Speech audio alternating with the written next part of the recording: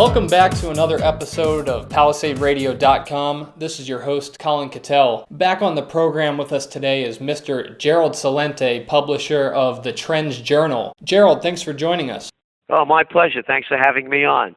The 2015 forecast was just released a few weeks back, and I'm sitting with a copy in front of me right now. The big theme of your journal from a financial perspective is what you're calling the grand manipulation, whereby all the markets have become manipulated. But Gerald, hasn't there always been manipulation in the market? Everyone talks about the manipulators, this elusive character pulling the strings from behind the curtain. But when pressed further, nobody can really identify who this person is. Can you provide our audience with the facts that you've found to back up these claims? Yeah, it's right in front of everybody's eyes. All they have to do is look what the European Central Bank just did. They just announced that they're going to dump in some 60 billion euros a month to prop up the banks. But they use the line that they're going to do it to stop deflation. And the line that they use is that if people know the prices are going to go down, they're not going to buy stuff. So we got to get rid of deflation. All this is doing, it's going to enrich the already filthy rich. You saw the study that came out from Oxfam this week that showed 1% of the world's population, 1%, has as much dough as 99%. So let's look what quantitative easing has done. It's the manipulations in front of everybody. In the United States, the government pumped in about $7 trillion to prop up about $30 trillion worth of financial assets. So this time they started pumping, the markets moved from 8,000 to 18,000 today. Take a look what happened over there in Japan. They got a different name for it, Abenomics. Same thing, quantitative easing. What did they do? Pumped up the market to what, 57% in a year? Hey, what happened since Draghi announced this thing? Hey, those European markets are at 7-year highs. And then you look at keep going up and down the line. And one of our other trends is called Bankism. It all ties together. The central banks are in control. This is not capitalism.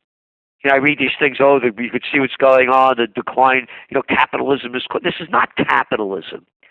4 words killed capitalism. Too big to fail. No such thing in capitalism. Does not happen. So it's Bankism, and it's not only here. They're doing it over in China. Their real estate markets collapsed. They're just propping it up. And then you're looking at currencies around the world. Everybody's cutting their interest rates. You have negative interest rates in places like Denmark. So what they're doing is they're trying to defend their currencies on one end and lowering interest rates in hopes that that's going to spur growth. Has nothing to do with fighting deflation. It's called a depression, and it's global. So all this scam is just the banks pulling it off. And it's not only in banking with the manipulation, it's how they manipulate into war. Hey, did I ever tell you that Saddam Hussein has weapons of mass destruction and ties to Al-Qaeda? And that next cloud you see is going to be a mushroom cloud? That's absolutely right. And since you bring up Saddam Hussein, one of the major disruptions that has began in earnest in the end of 2014 was the sharp sell-off in oil. A lot of mainstream analysts claim that a classic oversupply and under-demand created the falling oil price. But there's a more conspiratorial crowd that has emerged, and there's been a lot of theories that have come from that group. Some say that Saudi Arabia and the U.S. teamed up to take down Russia and Iran. Others claim Saudi Arabia is in fact trying to take out U.S. shale production. What does your gut feeling tell you? Well, we've been on this since the beginning. Each night we do trends in the news. In part of the trends in the news, we follow gold prices, oil prices, and equity markets every day. So when oil hit $115 a barrel in June, the reason was that the destabilization in the Middle East increasing. That's when you started hearing the ISIS story. And then the Ukrainian civil war. And then prices started dropping. And I said to our audience, I said, something's wrong here. Prices should be going up. This is the height of the driving season. And then the reasons that you just mentioned, those were the first reasons that came out. And as I started looking at it deeper, this has nothing to do with it. It's supply and demand. I mentioned to you what's going on in Europe. They're trying to pump up the economy, deflation. I mentioned to you with the decline going on in China. It's not only oil prices. Copper prices are at 5.5-year lows. Nickel, iron ore, one after another. Demand is way down. There's a global slowdown. If the United States was behind any of this, they'd be cutting their own throat. And here's one of the reasons why. Out of the $1.3 trillion in junk bonds in the United States, it's estimated between 14 to 20% are in the energy field. You look at what's going on in Canada. As mentioned, they just lowered interest rates again, and now they've changed their forecast for growth, as has the whole IMF. It's a global slowdown. Again, goes back to grand manipulation. You have 1% of the people with 99% of the money. It's called supply and demand. The people don't have the money to buy the product. And that's why prices are going down across the board. You go to a retailer 50-70% off before Christmas. This is unheard of. When I was a young guy, stuff went on 50% off, and it was after Christmas, and it was the junk they had left over. So it's too much product and not enough money.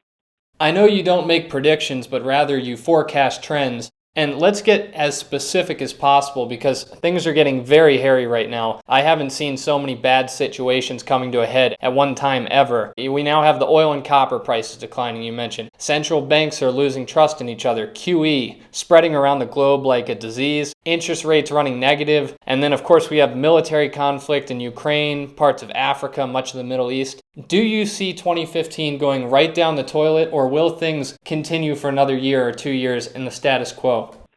Well, it's always hard to say, and just for the reasons that you said, and that is that they come up with a scheme like, quantitative easing, and you see how it juices the markets. So they keep coming up with schemes to keep pumping things up. So this scheme has to run its course. And then what scheme will they come up with next?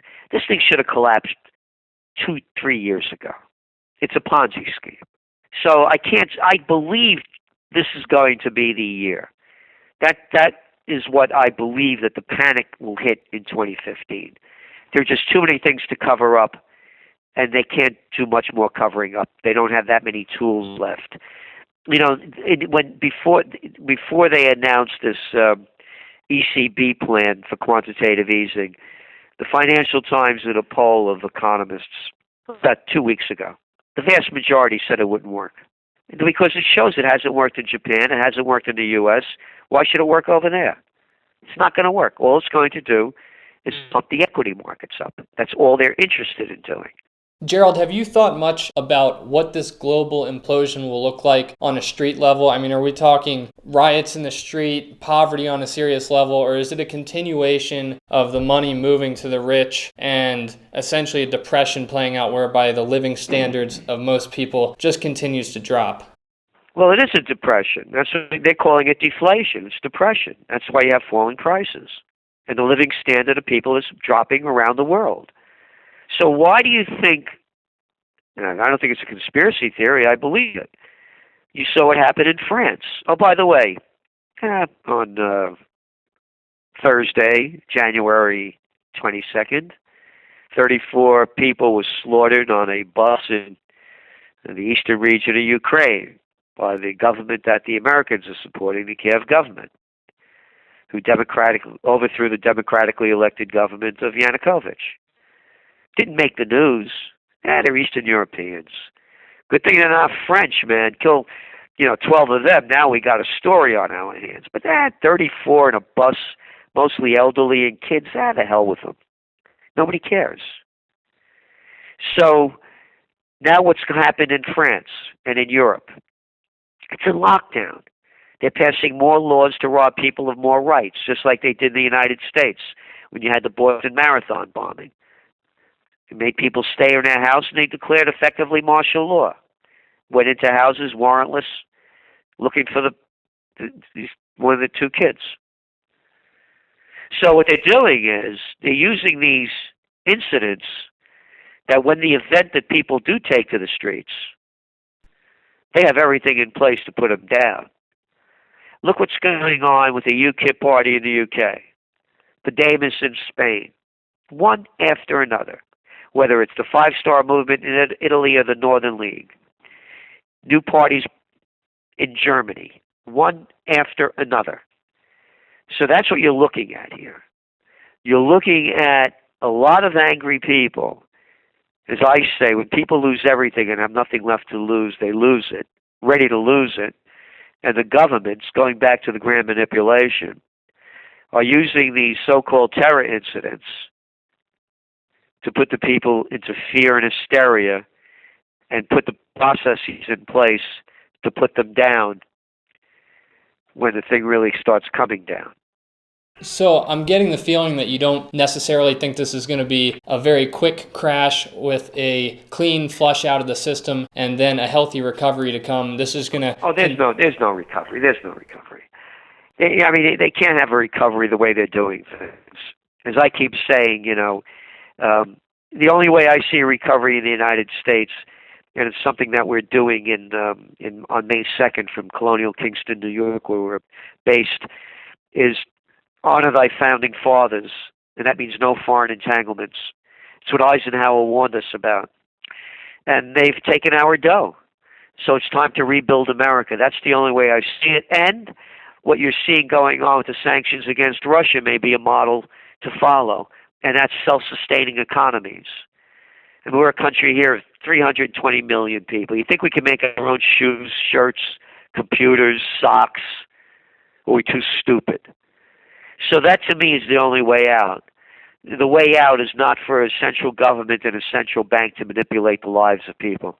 Okay, and in our last discussion, you talked about the concept of us entering World War III. This was over a year ago, and how it, in fact, had already begun. I had a couple listeners who were trolling on my YouTube page and claimed that your concept of World War III was a bit of a stretch and the facts were lacking. Can you touch on this a bit? Well, not for the trolls, because I could care less what they think, but anybody that's half awake or watched Obama's State of the Union address can see the future. The United States is now at war with Syria. Hasn't been declared. Now they're bombing away. Troops are back in Iraq. Oh, yeah, we're just going there to save them Yazidis on the mountain, I tell you. And look what's going on in Syria. Yeah, that Nobel Peace Prize winner that's along with Sarkozy and Cameron started that war and overthrew its sovereign nation. Totally destabilized. Hey, troll, did you hear what's going on in Yemen, or are you too stupid? Hey, how about Bahrain? Beautiful over there, huh? Wonderful days over there in Nigeria. And Ukraine, it is just a picnic. Matter of fact, I was thinking of going there for a summer vacation. What, are they kidding or what? And you can see the spread. Listen to Obama's speech. He said the United States will effectively act unilaterally to do anything that it wants to do if he feels the United States or any of our allies are threatened. War breaking out in front of us. So then when they called a terror strike in France, now let's get this straight. There were two guys, they said, right? Two guys killed 12 people. Right. How many people did the United States, France, Germany, Italy, Australia, and other NATO allies kill in Afghanistan? How many did they kill in Iraq? Iraq, a war based on lies. Oh, in Iraq, over 1 million. Hey, but these are terrorists, I tell you. So you can see the hypocrisy. And what they're doing is this is merely the 10th crusade. I wrote about this in my book, Trends 2000, in 1996. A big book, a Warner book, national bestseller. I said you'd be waking up in the new millennium, and then it's the 10th crusade. That's all this is. ISIS, what's the name? Islamic State. Capisce? It's that simple. 2 letters, IS, and they get everybody to hate them. So, no, the world's at war. You know, and you can see it spreading. And you go throughout Africa, Sudan, one place after another. Somalia, Uganda, go throughout it, to look at the decline. Again, the social unrest. It's going to be interesting to see what happens over in Greece with elections on Sunday. And again, look what's going on in Ukraine. And the United States has announced they're going to send, quote, advisors to Ukraine. That's right. And have you had any further thoughts on how Ukraine-Russia-U.S. conflict might continue to play out in 2015? I know a lot of the surrounding Soviet bloc countries are starting to get a little bit concerned about Russia's actions, but that's a lot of U.S. media spin as well. What do you see playing out there? They have to have peace. If it's not peace, it's going to be doom. And it's just going to be, it'll be bloody, and it'll spread. It'll spread over the eastern borders and western borders. These things aren't contained. I mean, you have this little guy, Yatsenyuk, and anybody that wants to put his name in and put Victoria Nuland, our Assistant Secretary of State, or Jeffrey Pyatt, Pyatt, United States Ambassador to Ukraine. This is news to everybody. He said, Yats, this little boy, it was Russia that invaded Ukraine in World War II, not the Germans. This is Ukraine, where about 2.5 million people were put in German work camps, about 3 million of them slaughtered by the Germans. And he's saying the Russians did it. They're rewriting history right in front of everybody's eyes. Every week you hear Russian troops and Russian equipment is moving in to help the eastern Ukrainians fight Kiev. Every week. I haven't seen one photo in this world of selfies. Not one. And it's printed as though it's the truth. It's as true as I see it, Saddam Hussein has weapons of mass destruction and ties to Al-Qaeda. So the wars are spreading, and so is the hatred. They have clearly, when a guy aligns himself with the Nazis like this, and people say that the government that the West prop up is Nazi-oriented, little boy Yats just proved it. Okay, and finally, Gerald, let's talk about gold. Because in 2014, gold was the second best performing currency in the world behind the dollar. And now in 2015, gold is outperforming all other currencies. The Central Bank of Switzerland's move to unpeg from the euro last week sent some shockwaves through the market, sent a rush into gold. It kind of signals the central banks are losing faith in each other. More hysteria could break out in the coming months. Are we on the brink of a much anticipated breakout in the gold market? It's difficult to say, again, because of the grand manipulation. I mentioned some of the manipulation. We know that they manipulated the interest rates, the LIBOR rates. It's not a conspiracy theory, it's a fact. Just nobody goes to jail, they pay a fine. We know that they're manipulating the Forex market, the currency markets, that's traded $5.3 trillion a day. Not a conspiracy theory, a fact. They got caught, they only pay fines.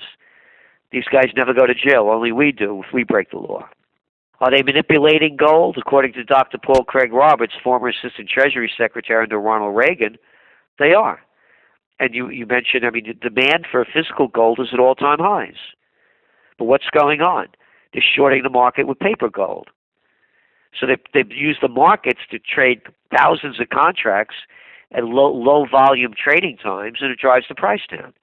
It's not in the best interest of the frauds, this illegal operation called central banks, to wake up the people that by lowering interest rates and pumping in trillions of dollars or euros worth of fake dough is devaluing their currency.